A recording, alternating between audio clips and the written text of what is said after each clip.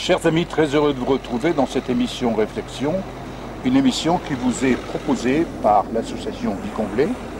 Et dans cette émission, une émission qui s'adresse au monde francophone, j'ai le plaisir d'accueillir ici à Royan même notre frère Arcelin. Que la gloire du Seigneur subsiste à jamais, qu'il se réjouisse de ses œuvres. Je chanterai le Seigneur tant que j'existerai, je célébrerai son nom tant que je vivrai. Que la gloire du Seigneur subsiste à jamais, qu'il se réjouisse de ses œuvres. Je chanterai le Seigneur tant que j'existerai, je célébrerai son nom tant que je... Alors Arcelin, Bonjour pasteur, bienvenue. merci. Très heureux de t'avoir à mes côtés. Ça fait un moment que j'y pensais, mais il fallait mettre de l'action. Nous sommes ici à Royan, pas très loin de la mer. On aura l'occasion d'y revenir tout à l'heure. Mais j'ai eu l'occasion d'entendre de ta bouche des réflexions qui m'ont interpellé et où dans tes propos revient souvent la notion de la gloire. Pourrais-tu nous dire ce que de ton côté tu entends par cette notion de gloire? Que Dieu soit glorifié. Merci pasteur Gravé, merci à vous qui nous regardez au travers de cette vidéo. La gloire, c'est vrai que c'est difficile à définir, mais nous allons essayer ensemble effectivement de comprendre bibliquement par les textes ce que c'est la gloire. Dans Exode chapitre 40 verset 34, la Bible nous enseigne en fait que la gloire de Dieu est une présence. Je vous lis ce verset. Alors que la nuée couvrait la tente d'assignation et la gloire de l'Éternel remplit le tabernacle, Moïse ne pouvait pas entrer dans la tente d'assignation parce que la nuée restait dessus et que la gloire de l'Éternel remplissait le tabernacle. On voit bien aimé qu'au travers de ce texte, la gloire de Dieu, c'est une présence. C'est d'abord la présence de Dieu. Ensuite, elle se manifeste effectivement par une puissance. On le voit dans le livre de Jean, chapitre 11, l'histoire de Lazare. Et ensuite, effectivement, dans le livre de Jean, par contre, on voit aussi que la gloire, c'est le fait d'avoir la divinité de Christ en nous. Parce que Christ en nous est l'espérance de la gloire. Donc voici, pasteur, succinctement, ce que j'entends lorsqu'on me parle de la notion de gloire. Alors, Arcelin, j'entends très bien, mais dans cette notion de gloire, il y a quelque chose qui nous interpelle également. Vous avez parlé de la présence, vous avez parlé de la puissance, vous avez parlé de l'atmosphère. Qui dit présence dit relation. Qui dit relation dit rencontre. Et qui dit rencontre, puisque nous avons le divin en nous, il y a quelque chose qui doit se manifester dans la vie du croyant. Nous avons un exemple pour aller dans les références que vous venez de citer.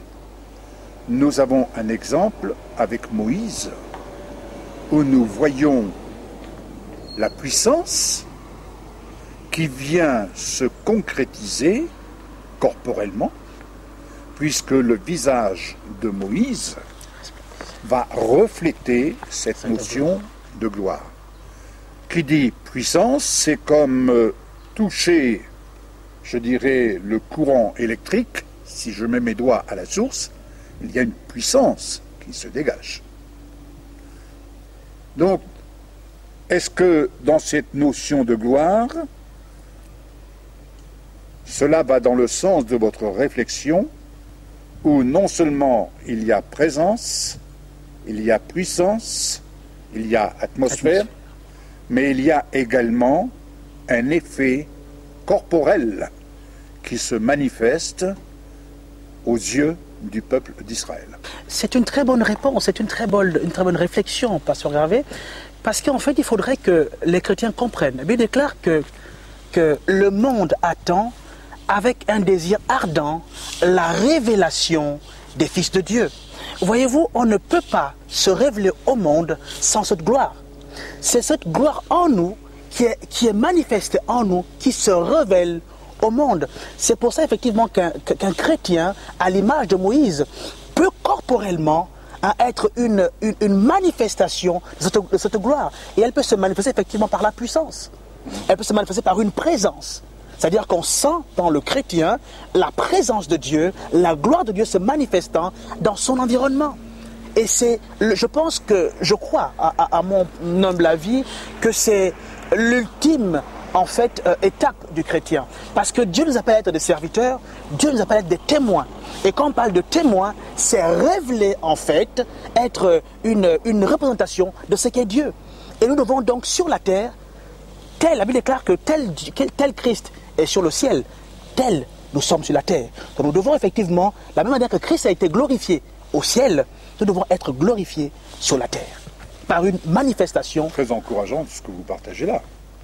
Très Merci. encourageant parce que ce ne sont pas des choses que nous entendons, je dirais, dans le monde, mais ce sont des choses que nous pouvons entendre ça et là, et c'est encourageant d'entendre cela de la bouche de jeunes serviteurs que vous êtes, et des serviteurs qui êtes appelés à servir le Seigneur. Et en vous écoutant, il y a une autre réflexion qui me vient. Vous avez parlé tout tantôt le fait de Christ en nous, l'espérance de la gloire.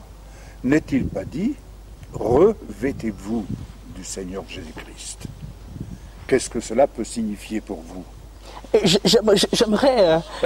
J'aimerais vraiment attirer l'attention de nos téléspectateurs. En fait, quand la Bible dit de nous revêtir, j'espère que nous comprenons tous que ce n'est pas revêtir Christ de manière corporelle. Parce que voyez-vous, Christ est au ciel, est assis à la droite de Dieu. Mais en fait, quand on dit de se revêtir de Christ, c'est recevoir la nature divine qui se manifeste au travers du Saint-Esprit en nous. Parce que voyez-vous, bien-aimés, Dieu est au ciel. Jésus est au ciel, mais la seule personne, pasteur, qui est encore sur la terre avec nous, c'est le Saint-Esprit. Et c'est lui qui est la représentation de Dieu sur la terre. Et comme nous l'avons en nous, alors nous pouvons, au travers du Saint-Esprit, manifester cette gloire. Alors, là, vous me donnez l'occasion, quand vous dites, cela ne peut pas se manifester corporellement. Corrigez-moi si je fais erreur. Non, je voulais dire, pasteur, qu'en fait, qu'on ne peut pas aujourd'hui revêtir Christ en chair. Parce que Christ, sur la croix, est bel et bien mort pour nous. Voilà, et c'est notre nature qui a été crucifiée. Exactement. C'est notre nature. Mais pourtant, il est dit, revêtez-vous. Alors, comment, la question que les téléspectateurs peuvent se poser, et peut-être que nous pouvons aider à trouver la réponse, comment se revêtir du Seigneur Jésus-Christ? Comment se revêtir, pasteur? J'aimerais que ceux qui nous regardent s'arrêtent au mot. Généralement, lorsqu'on parle de revêtir, on fait référence à un habit. Oui. On revêt un habit, on met un vêtement. Et donc, lorsqu'on lit ce passage, on est tenté effectivement de croire qu'on peut revêtir Christ comme un habit. Mais comme je disais tout à l'heure, Christ est au ciel. Mais qu'est-ce qui représente Christ en nous sur la terre? C'est bien évidemment le Saint-Esprit. Paul nous dit que ne savez-vous pas que vous qui avez été crucifiés en Christ, vous avez le Saint-Esprit en vous. En fait, en vivant avec le Saint-Esprit, en étant rempli du Saint-Esprit, en fait, on est en train de se revêtir de la nature de Christ. Et cette nature-là, en fait, qui doit se manifester au travers de nous. Alors, comment Moïse a-t-il pu manifester corporellement, visuellement, où son visage rayonnait? Donc, il y avait un aspect physique. N'est-ce pas, qui s'est manifesté. Bien sûr, Pasteur Gravé, c'est comme prendre une éponge. Voyez-vous, chez vous, lorsque vous prenez une éponge et que vous l'imbibez d'eau, cette éponge s'imbibe d'eau. Ouais. C'est-à-dire que l'éponge en elle-même, si elle n'est pas trempée dans de l'eau, elle n'est pas imbibée. Mais lorsqu'elle est imbibée dans de l'eau, elle prend en fait toute la proportion du liquide dont il a été effectivement plongé. Mais c'est pareil en fait pour nous. Lorsqu'on est tellement rempli de la présence de Dieu, lorsqu'on est rempli du Saint-Esprit, alors ce Saint-Esprit, bien aimé, se manifeste à l'extérieur de nous. Mais cette transformation commence d'abord par une régénération intérieure et elle se manifeste à l'extérieur de nous. C'est pour ça que Moïse, effectivement, dans cette présence, a été revêtu, si vous voulez, a été rempli de la gloire, de la présence de Dieu, à tel point que de manière physique, palpable, on a pu voir sur son visage un éclat. Et c'est pareil pour tout enfant de Dieu. Alors, qu'est-ce qui nous manque pour parvenir à cette réalité physique? Je crois qu'il y a deux choses. La première, c'est de prendre conscience de qui on est. Je crois que très souvent, les enfants de Dieu ne sont pas au courant de ce qu'ils sont. Parce que lorsqu'on est l'enfant d'un roi, par exemple, sur la terre, on vit pleinement cette position d'enfant de roi. Et c'est pareil pour nous en tant qu'enfants de Dieu. Nous devons d'abord prendre conscience de qui nous sommes. Deuxièmement, il y a des principes que l'on peut mettre en pratique de manière personnelle afin d'arriver à cette dimension. Lorsque vous regardez la vie de tous ceux qui effectivement ont manifesté cette présence, vous vous rendez compte que c'est des gens qui aimaient passionnément Dieu. Oui. C'est d'abord la base. Personne ne peut être revêtu de Dieu sans qu'on ne l'aime. Ce n'est pas possible. Dieu, il faut l'aimer. Deuxièmement, il y a un principe sur lequel Dieu ne déroge pas, c'est l'obéissance. Dieu a un accent particulier sur l'obéissance. Quelqu'un qui n'obéit pas à Dieu ne peut pas espérer manifester Christ. Donc je parle donc d'obéissance, mais également du péché. Dieu a dit que ce qui nous sépare de lui, ce qui fait une séparation entre lui et nous, c'est le péché. Et donc les enfants de Dieu doivent davantage se soustraire au péché afin de revêtir cette nature. Et voyez-vous, ce n'est pas quelque chose qu'on peut traduire par des procédés mathématiques. C'est pas quelque chose qu'on peut chercher à comprendre de manière humaine. C'est une transformation spirituelle. Mais bien évidemment, l'homme a sa part de responsabilité. La Bible déclare que nous sommes des sacrifices saints, vivants d'abord, saints et agréables. Saint parce que nous devons revêtir cette sanctification et agréable parce que nous devons obéir à Dieu. C'est en cela que nous serons un culte agréable à Dieu. Alors, vous parlez d'obéissance. J'entends. L'obéissance vaut mieux que les sacrifices.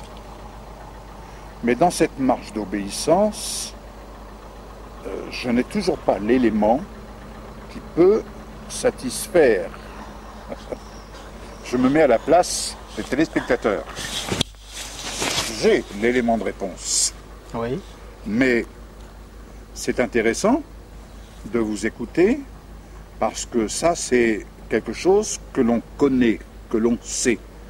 Mais en même temps, c'est aussi, puisque vous représentez une majorité, nous représentons une majorité de croyants qui sont là, il faut bien le dire, avec tous les problèmes que nous connaissons autour de nous, et qui peuvent se dire, mais comment vais-je m'en sortir? L'obéissance vaut mieux que les sacrifices. Mais dans cette dimension de gloire, il y a quelque chose, l'action du Saint-Esprit, ok, mais il y a quelque chose qui, à mon humble avis, nous manque. Et qui manque, je dirais, à l'Église. Et la réponse, il y a quelqu'un qui nous la donne, tout à fait au début de son ministère. C'est un homme qui est arrivé du désert, et en arrivant du désert, il est entré dans la société. Il n'avait pas fait l'école biblique. Il est sorti, il s'est mis à prêcher la repentance, c'est Jean-Baptiste. Qu'est-ce que Jean-Baptiste a dit au peuple? Il a dit, parlant de Jésus, lui vous baptisera du Saint-Esprit et de feu. et de feu. Et de feu. Alors, si je vous pose la question, comment vous voyez Jésus aujourd'hui? D'ailleurs, c'est une très très bonne réflexion. Et c'est vrai que l'apôtre, on va dire l'évangéliste, si vous voulez, Jean nous dit effectivement qu'il faut être, c'est Jésus-Christ qui nous baptise du Saint-Esprit et de feu. C'est tout à fait une réalité. Et vous me posez une question, celle de savoir comment est-ce que je vois Christ aujourd'hui. J'aimerais, sur un ton d'humour, dire à nos téléspectateurs que je suppose que Jésus aurait 2500 ans. Il serait très vieux avec un bâton, si on le voyait aujourd'hui. Mais voyez-vous, ce n'est pas la réponse que je voulais vous donner. C'est juste pour amuser un peu et que nous soyons un peu dans la paix. Alors, vous savez, la Bible nous enseigne que Jésus, lorsqu'il est mort sur la croix, il est monté au ciel et il est assis à la droite de Dieu. Lorsque vous lisez la description de Christ dans l'Apocalypse, vous vous rendez compte en fait du corps glorifié de Christ. Donc, bien aimé, Jésus, si vous prenez votre livre d'Apocalypse, vous vous rendrez compte de la véritable expérience de Christ glorifié. Pareil, lorsque Jésus se retire avec ses disciples sur la montagne, la Bible déclare qu'il a été transfiguré. Oui, Il a pris une nature que ses disciples n'avaient pas encore vue. exactement. Et c'est celle-là la nature glorifiée. Donc pour moi, à mon sens, si Jésus devait être une représentation physique, pour moi, aujourd'hui, ce serait celle-là, pasteur, d'un corps glorifié. C'est ce que je voulais vous entendre dire. Merci. Parce que nous parlons très souvent de Jésus, nous parlons de l'Ancien Testament, nous parlons du Nouveau Testament, et quand on parle d'obéissance, tout à fait d'accord, mais l'obéissance, pour nous, aujourd'hui, pour nous, dans les temps dans lesquels nous sommes, l'obéissance, c'est ce rendez-vous que Jésus nous offre de vivre avec lui. Et là, nous sommes aux portes de l'Apocalypse, le livre de la révélation par excellence. J'aimerais, si vous permettez, mon frère Arcelin, juste brosser un petit tableau d'introduction. Nous avons là un homme, comme l'apôtre Jean, rejeté, j'ai déjà eu l'occasion de le dire, mais j'insiste là-dessus, parce que je pense que c'est important qu'on prenne conscience, un homme qui est rejeté, un homme qui a connu Jésus, un homme qui se reposait sur la poitrine de Jésus, un homme qui était en bénédiction pour bon nombre de croyants, bon nombre d'églises. Et le voici abandonné à son propre sort sur l'île de Patmos. Pardon. Que peut-on attendre quand on est seul sur une île? Pas grand-chose. Pas grand-chose. Mais pourtant, je me pose quand même une question. Est-ce que l'apôtre Jean, devant se repasser tout le message qu'il avait pu entendre du Seigneur Jésus, était-il dans cette attente de la rencontre avec Jésus ressuscité? Rien ne nous laisse entrevoir une telle réalité, mais quelle surprise, quelle manifestation! Vous avez parlé de présence, vous avez parlé de puissance, vous avez parlé également, pardon, L'atmosphère. l'atmosphère. Ces trois choses étaient là, réunies, lorsque Jésus va se révéler à lui dans toute cette dimension de gloire. Et dans cette atmosphère, qui peut supporter une telle présence? Il est tombé comme Mort. Et là, il y a quelque chose qui nous interpelle, qui doit nous interpeller, en tout cas je le suis à titre personnel, et il y a assez d'écrits et nous avons assez d'éléments aujourd'hui qui peuvent nous permettre d'enrichir notre réflexion et je dirais de progresser pour aller nous rendre à ce lieu de rendez-vous, parce que c'est un rendez-vous que Jésus nous donne quand il dit « à celui qui vaincra ». Alors, pour accéder à ce lieu de rendez-vous qui est la salle du trône, Jean devait passer par une transformation, non seulement esprit, âme et corps. Et je pense que c'est là un aspect, à mon humble avis, qui a totalement été négligé durant ces 2000 ans, et qu'aujourd'hui, il nous faut fléchir devant cette réalité et de se dire, dans tout ce que nous vivons et dans tous les problèmes que nous rencontrons et que l'histoire se répète, malgré tous les réveils qui se sont manifestés, la foi demeure, la croix demeure, mais je dirais que la croix est le point de départ pour cheminer dans cette voie que j'appelle la voie de la grâce. D'ailleurs, il y a ce passage quand il est dit celui qui vous a appelé vous a justifié, celui qui vous a justifié vous a aussi glorifié. Et il est quand même dit que tel est le céleste, tels sont les célestes. Et je crois que vous l'avez souligné tantôt, le monde attend la révélation des fils de Dieu. Les fils de Dieu ne sont-ils pas de la même nature que le Christ glorifié? Là, je l'ai sur toi. Pasteur Gravé, je me permets de rire, mais pas un rire jaune, parce que j'ai effectivement écrit un livre dessus.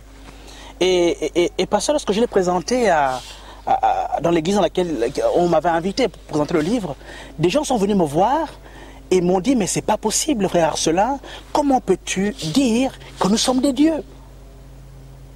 Et je leur ai posé une seule question. Connaissez-vous les chiens? Ils m'ont dit oui. Je leur ai dit, écoutez, un chien donne naissance à quoi? Est-ce que vous trouverez un chien qui donne naissance à un crocodile? Ils m'ont dit non. Ils m'ont dit qu'un chien donnait naissance à un chien. Et je leur ai dit, écoutez, maintenant, la Bible dit ceci, que nous sommes nés, ni de la chair, ni du sang, nous sommes nés de la volonté de Dieu. Donc si tu es enfant de Dieu, c'est parce que Dieu l'a voulu. Maintenant, je pose une question. Dieu donne naissance à quoi? Ça s'appelle ce qu'on appelle la loi de la reproduction. Oui. Un chien donne naissance à un chien. Et Dieu qui est Dieu ne peut pas donner naissance à un simple humain.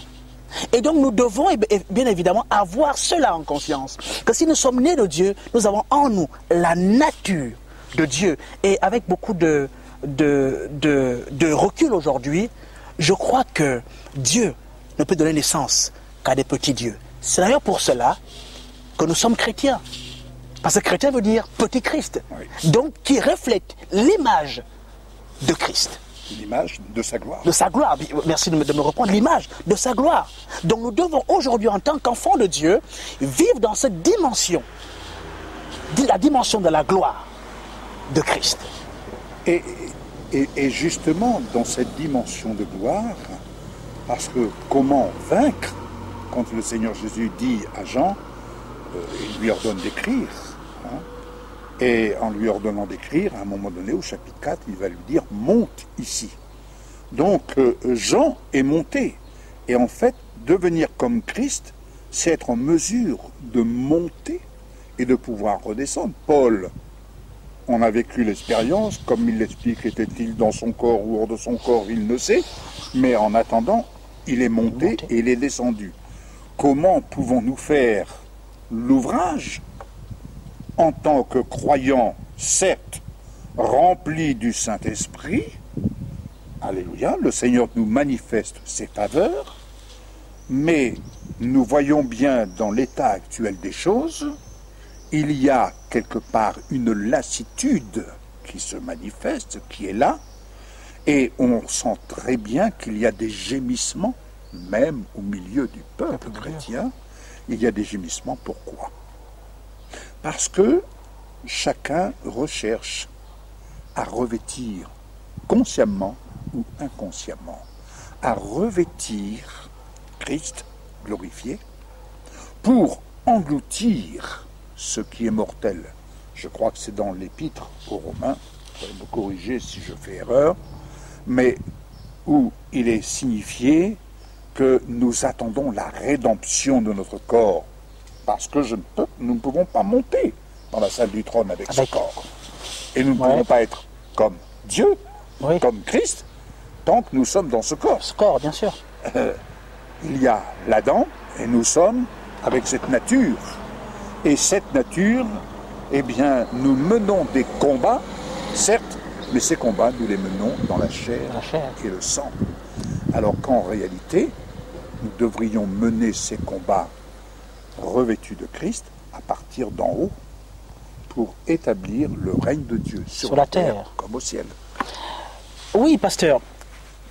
Voyez, j'aimerais vraiment encourager nos frères qui nous regardent. Il y a deux natures qui, je caricature, deux natures qui en fait sont dans une lutte hégémonique en nous. C'est Paul qui parle, il parle de deux lois qui agissent en nous, qu'on le veuille ou pas. Il y a d'une part la loi du péché qui est dans l'homme. Et cela nous découle effectivement de toute notre génération, depuis Adam. Depuis la chute d'Adam. Mais lorsque Christ arrive en nous, lorsque nous recevons Christ, il y a une autre loi qui accourt en nous, ce qu'on appelle la loi de l'esprit de vie. Ouais. Et c'est cette vie-là qui est le gage de notre héritage en tant qu'enfant de Dieu. Et c'est cette vie-là qui nous donne de manifester en fait ce Christ. Ouais. Il est clair que celui qui n'a pas le Fils n'a pas la vie. De quelle vie parle-t-on? Bien aimé, on ne parle pas de la vie bios. Parce que vous savez, il y a deux types de vie. Il y a une vie bios, je vis, je respire. Mais il y a ce qu'on appelle la vie de Dieu, qu'on appelle la vie Zoé. Alors, lorsqu'elle est en nous, cette vie-là supplante et vient mettre un terme à la loi du péché qui agit dans nos membres. Lorsque nous vivons avec cette vie de Dieu, alors, bien aimé, on vit la glorification de Christ en nous. Voyez-vous, si je donne la vie à quelqu'un, lorsque j'ai un fils et il est né par moi, il a cette vie, il vit comme cela. Si on change cette vie par un autre procédé, il devra donc apprendre à vivre par cette nouvelle vie. Et je crois que le problème que nous avons en tant qu'enfants de Dieu, c'est que nous voulons jouer sur les deux tableaux. Nous sommes bien conscients que nous sommes sur la terre. Et à des moments, nous voulons effectivement vivre la vie sur la terre avec la propre vie naturelle bios. Or, ce n'est pas le chemin de Dieu. Ce n'est pas le plan de Dieu. Ce n'est pas la vision de Dieu. Si nous sommes enfants de Dieu, nous devons vivre par cette vie. Elle déclare que celui qui a la vie, celui qui a le Fils a la vie. Et nous devons vivre non pas conduits par notre propre nature, mais nous devons vivre par cette vie qui s'impose par la présence du Saint-Esprit en nous. Alors, je vais aller plus loin. Paul pouvait dire, qui me délivrera ce corps mortel? Et nous pouvons penser à nos amis qui nous écoutent, qui nous suivent, et qui certainement peuvent se poser, où cette réflexion vient se révéler, vient monter en eux, et on la refoule. Mais Paul avait un problème, comme bon nombre d'entre nous. Il avait un problème avec cette nature. Oui. Mais il a pu s'exprimer en disant « Grâce soit rendue à Jésus-Christ ». Il pouvait entrevoir une autre perspective de vie une fois débarrassé, dépouillé réellement de cette nature. Et ainsi, ce baptême de feu, ce baptême de gloire, n'est-ce pas là que nous sommes là en attente, et surtout face au pays de la promesse, et là je reviens avec Josué, qui lui est entré avec une nouvelle génération dans le pays de la promesse, alors que les autres sont restés dans le désert et sont morts. Et nous avons, me semble-t-il, une responsabilité, d'où l'importance d'une telle réflexion, et je ne peux que vous encourager, et en tout cas, on peut se retrouver pour partager et aller plus loin, mais notre responsabilité d'annoncer cette perspective, vraiment, et où, en fait, nous devrions, je veux dire, il m'est arrivé de dire que pour un chrétien, quelqu'un qui accepte Jésus, le premier livre qu'il devrait lire, c'est le livre de l'Apocalypse. Pourquoi? Parce que si vous aimez mieux, quand on entre dans le livre de l'Apocalypse, c'est là que Jésus nous attend. Et c'est là que nous voyons le plan de Dieu qui se révèle pour le chrétien aujourd'hui face à tous les événements qui sont là. Nous avons partagé, avant de commencer cette émission, quand nous voyons aujourd'hui des chrétiens qui sont éprouvés. Vous avez connu des chrétiens, des chrétiens, des frères et sœurs dans le ministère, qui sont décédés par accident, d'autres c'est... Alors, on va dire le diable. Dernièrement, face à deux couples de pasteurs qui sont morts aussitôt, ah, le diable ceci, le diable cela. Pas faire l'avocat du diable. Mais c'est trop facile, me semble-t-il, ce langage. Pour moi, il y a quelque chose qui me dépasse. Car, quand il est dit, celui qui est né de Dieu, le malin ne le touche pas. Alors je me dis quelquefois, avec une pointe d'humour, comment se fait-il qu'une simple piqûre de moustique peut m'amener le palu, peut nous amener le palu, vous connaissez très bien le problème, mieux que moi, et même au risque de nous faire mourir. Il y a un problème. Il y a un problème. Donc, quelque part, il nous manque... Quelque chose. Quelque chose. Quelque chose. Et ce quelque chose, il est là, devant nous. Faut-il que déjà nous l'acceptions, que nous l'envisagions, et que nous le désirions, oui, semble-t-il. Dans les évangiles, Jésus va dire que si méchants, comme nous sommes, en tant qu'hommes, nous savons donner de bonnes choses à nos enfants, à combien plus forte Dieu ne donnera-t-il pas de bonnes choses à ses enfants? Je crois que le véritable plan de Dieu, c'est que lorsqu'un homme est sauvé, c'est qu'il devienne un instrument. Mais on ne peut pas devenir un instrument sans être revêtu de la gloire de Dieu. Oui. Parce que souvenez-vous, on a dit que la gloire, c'est la puissance de Dieu. La gloire, c'est l'environnement, l'atmosphère de Dieu. Et donc, lorsque nous vivons dans cette dimension de fils de Dieu, nous devons revêtir, nous devons prendre, embrasser, si vous voulez, cette nature en nous. Le problème, lorsque vous regardez l'histoire de Paul est dans... Et je pense que leur bateau a échoué, et Paul se met à faire du feu. Et Paul bien-aimé, était un homme. Ce n'était pas un esprit à ce moment-là. Paul fait du feu, et là, il y a un serpent qui mord Paul. Ceux qui étaient autour de lui, sachant que le serpent était dangereux, s'imaginaient que Paul allait succomber à la morsure du serpent, parce que le venin était toxique. Ils ont peut-être attendu beaucoup de temps, mais Paul n'est pas mort de ce venin. Qu'est-ce qui s'est passé en Paul? Pourquoi est-ce que le venin n'a pas eu le même effet sur notre personne? Pourquoi? Parce qu'au-dedans de Paul, il y avait une autre loi qui agissait. Il y avait une autre vie qui bouillonnait au-dedans de Paul. Et c'est cette vie-là, en fait, vous savez, il y a ce qu'on appelle l'homme intérieur. Il y a en nous un homme intérieur qui n'a aucun rapport avec notre être charnel. Or, nous, en tant qu'enfants de Dieu, on passe beaucoup plus de temps à nourrir notre être extérieur, à nous faire beau. C'est vrai, Paul a dit que l'exercice corporel est utile à peu de choses, mais que c'est quand même utile. C'est vrai. Mais les choses spirituelles sont beaucoup plus importantes que les choses naturelles. Donc c'est cet homme intérieur, lorsqu'il est arrivé à sa pleine maturité, à sa pleine puissance, parce que c'est lui qui ressemble à Christ. Ce n'est pas la nature charnelle. La Bible déclare que Dieu nous a fait à son image.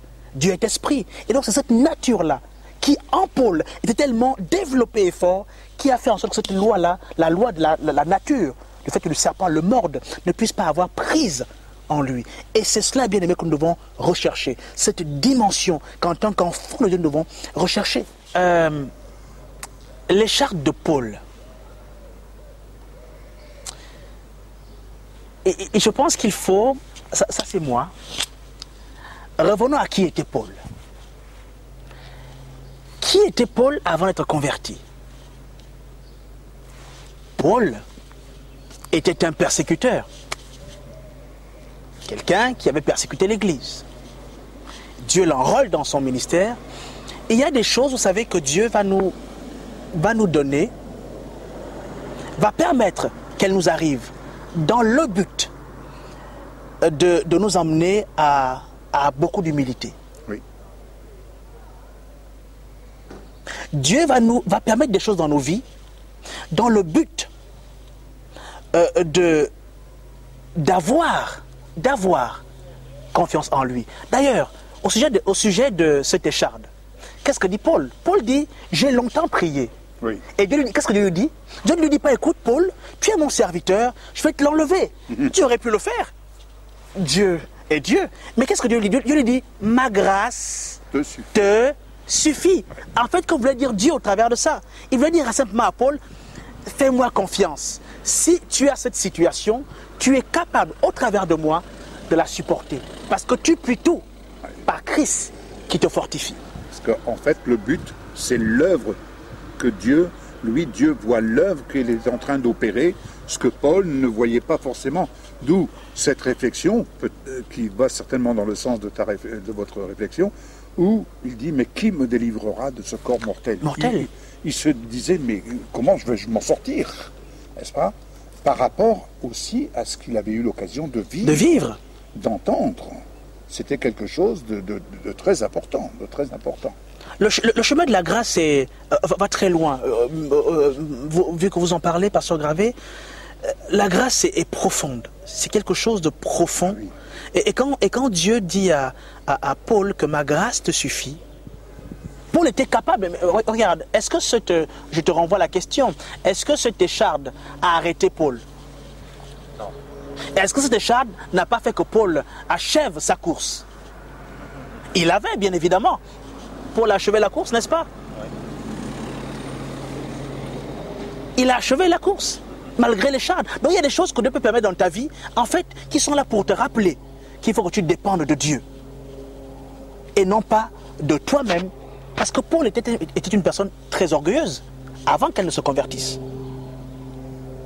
Paul était quelqu'un qui avait une grande connaissance. Je te rappelle que Paul est celui qui avait une érudition. Quand Paul parlait aux hommes, Paul a même Paul a même été comparé, pas comparé, mais il y a eu une histoire dans la Bible entre Paul et Gamaliel. Oui. Deux personnes qui avaient effectivement eu un art oratoire élevé. Je pense que Dieu voulait simplement dire à Paul, Paul, ma grâce te suffit. Fais confiance en moi, oui. C'est moi qui te conduis. Même s'il y a une écharde, tu iras jusqu'au bout de ce que je t'ai envoyé faire. Et Paul, il le dit bien, j'ai achevé la course. Malgré l'écharde, Paul l'a achevé. Si je te pose la question, à toi, Arcelin, tu vois un arbre, à quoi tu penses? Tu vois un arbre. J'ai ma petite idée, personnellement. Difficile comme question. Ça a l'air simple et à la fois difficile. Quand tu vois un arbre, qu'est-ce que tu penses? Je pense à longévité. Parce que pour cet arbre, il a bien fallu qu'elle mette du temps. Pour qu'elle soit à cette hauteur, il a fallu que ça prenne... Enfin, pour moi, hein. Oui. Je vois le temps. Donc la réflexion voilà. Est ouverte, hein. Donc je vois la longévité. Je vois également quelque chose qui est ancré, la force. La force. Quelque chose qui est ancré, qui est solidement ancré dans la terre. Je vois la force, je vois la stabilité. Parce qu'un arbre, ça bouge difficilement, à moins qu'il y ait une tornade ou un vent. Mais je vois vraiment ça, je vois longévité et force. Alors, sur un arbre. Tu as dit force, longévité, mais tu as parlé d'enracinement. D'enracinement, voilà, oui. Il Il y a cette parole qui nous dit, je suis comme un arbre planté près d'un Courant courant. d'eau. Je pense à la croix. Et si je prends la croix, je prends quelque chose qui vient stabiliser ma vie, parce que en regardant plus haut, je vois ma nature qui était crucifiée. Ah, c'est la nature du péché. Ouais. Et ça, c'est la victoire de Jésus. Cette nature à qui je n'ai plus de compte à rendre. Oui, effectivement. Et là, il y a quelque chose qui se passe. De cette nature, le monde, et je dirais le monde religieux, me réclame toujours des comptes. Alors que ma nature a été crucifiée. Crucifié, bien sûr. Je suis comme un arbre planté près d'un courant. Courant d'eau. Et quels que soient les événements, les situations, je suis stable. Stable. Ainsi, Évidemment. ainsi, ce qui est extraordinaire, c'est que Jésus est venu nous ouvrir la route. Alors maintenant, nous allons changer de plan. On va prendre le plan de la mer.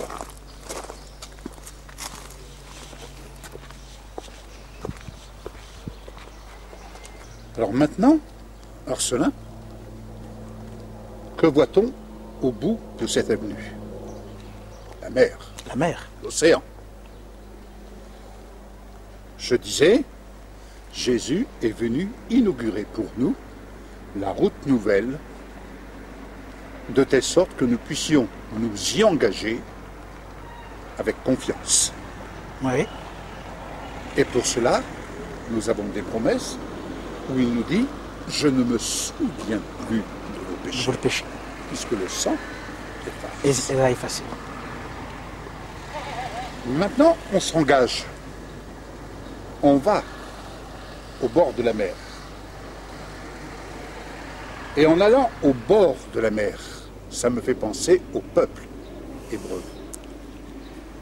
Que se passe-t-il lorsque le peuple hébreu arrive devant la mer? Peux-tu me dire? Mais pasteur Gravé, des lamentations. Le peuple arrive devant la mer. Et il faut se rappeler qu'ils ont en face d'eux la mer et derrière l'armée de Pharaon. Et le peuple, effectivement, est en train de se plaindre et dire à Dieu qu'on était mieux là où on était qu'à venir périr, effectivement, dans la mer Rouge. C'est ce que le peuple dit à Moïse.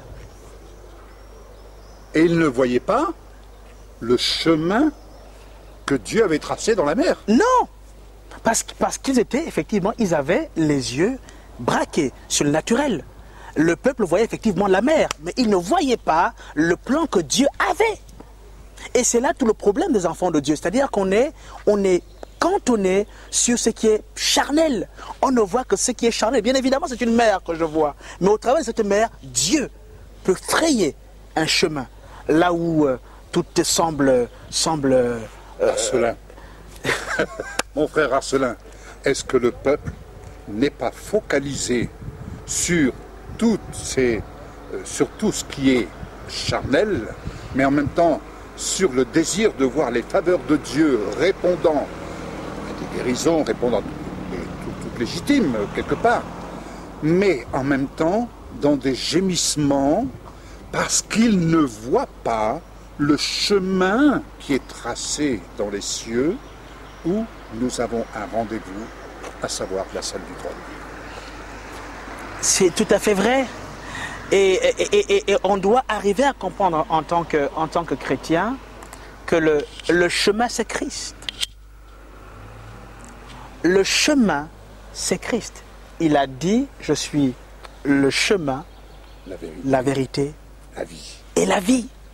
Donc le seul accès que nous avons au trône de Dieu, c'est Christ. Et quel que soit ce que tu peux traverser et vivre, la solution, le chemin que Dieu te trace, le plan pour toi, c'est Christ. Il n'y aura pas un autre plan. Dieu n'a pas un plan B. Dieu n'avait qu'un seul plan, et c'est celui de Christ. Et donc il faudrait qu'aujourd'hui, le peuple de Dieu apprenne à regarder vers ce chemin et non pas se cantonner sur des considérations purement humaines. Alors, la traversée de la mer Rouge a souvent été présentée, à juste titre, comme étant le fait d'être baptisé, d'être immergé. Mais aujourd'hui, nous n'avons plus à traverser la mer. Nous devons traverser le ciel. Comment le traverser si nous ne sommes pas réellement immergés dans la nature de Christ. Christ. Bien évidemment. Dieu, à un moment donné, nous ne pouvons pas expérimenter cette gloire dont nous parlons avec notre nature. Parce que c'est celle effectivement qui est corruptible et qui est corrompue. Donc effectivement, comme le dit le pasteur Gravé, c'est vraiment d'être revêtu de cette nature divine. C'est celle-là qui nous donnera la capacité de nous élever et de toucher le trône de Dieu. Mon frère Arcelin, on a fait un bon bout de chemin. La réflexion reste ouverte. Ouverte, et bien évidemment, on n'a pas la science infuse. On ne prétend pas tout savoir ou tout connaître de la parole de Dieu. Mais avec le peu de connaissances que Dieu nous donne et le Saint-Esprit, nous pouvons effectivement arriver à réfléchir sur des thématiques comme cela. Mon frère Arcelin, cette réflexion reste ouverte. On pourra, je pense, dans un futur proche, y revenir.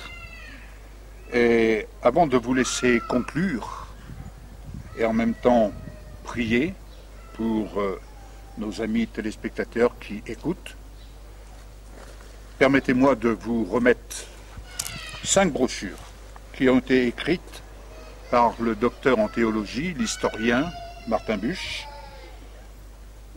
Il a écrit l'Église des vainqueurs et ici, nouveau mode de mise en pratique et de vécu de l'Alliance biblique. Merci, pasteur. Et ensuite, une deuxième brochure, toujours dans la même... C'est sur l'Église des vainqueurs, où vous retrouverez sur l'identité de chaque église lorsque Jésus s'adresse aux cette église. Vous y trouverez vraiment des éléments de réponse très importants. Merci, pasteur. Une troisième brochure qu'il a écrite également, c'est « Siéger sur le trône avec Christ, la fin du procès et la clé d'interprétation de l'Apocalypse ». Et enfin, une quatrième brochure où il parle de la métamorphose du corps, la salle du trône, la mission de l'Église des vainqueurs, l'Église des vainqueurs, comment fonctionne-t-elle?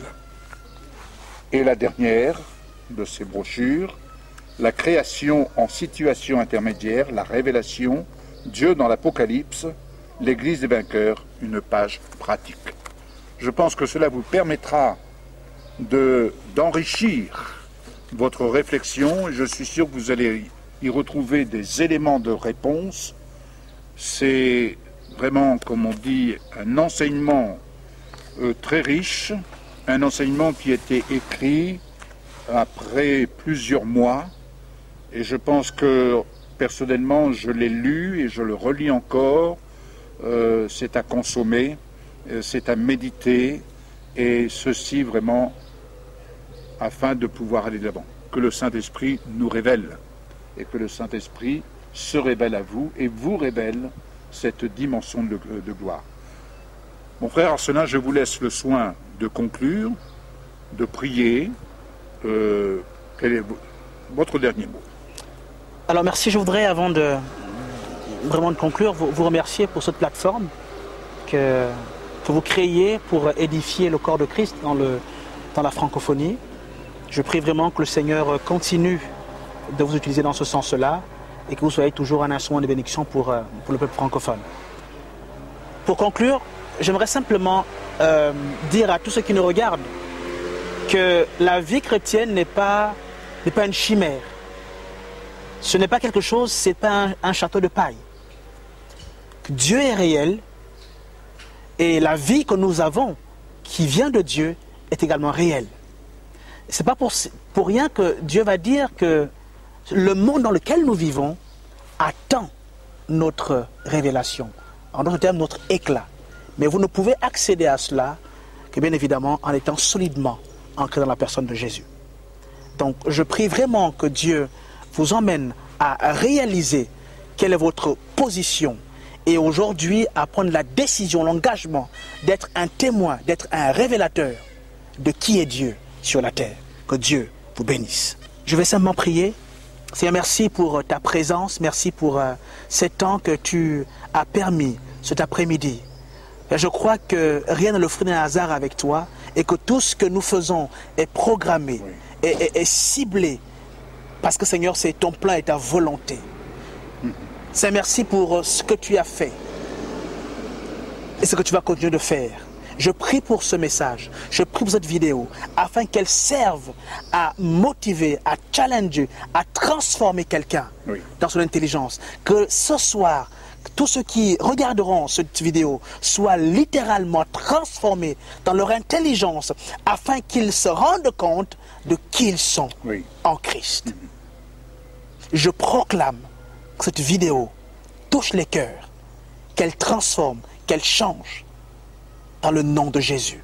Que Dieu vous bénisse. Amen.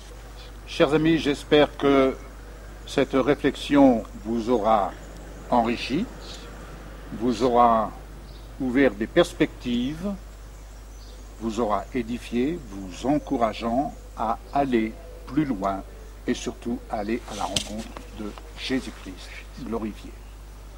Pour ma part, je vous dis à une prochaine réflexion et surtout, donnez-nous de vos nouvelles, elles sont les bienvenues. Donnez-nous votre témoignage, partagez-nous le fruit de votre expérience. C'est toujours un encouragement et c'est toujours pour nous, à vie comblée, un plaisir de vous lire. À très bientôt, soyez bénis, vous et votre famille, et soyez assurés de notre affection et de notre consécration pour vous servir. Au revoir.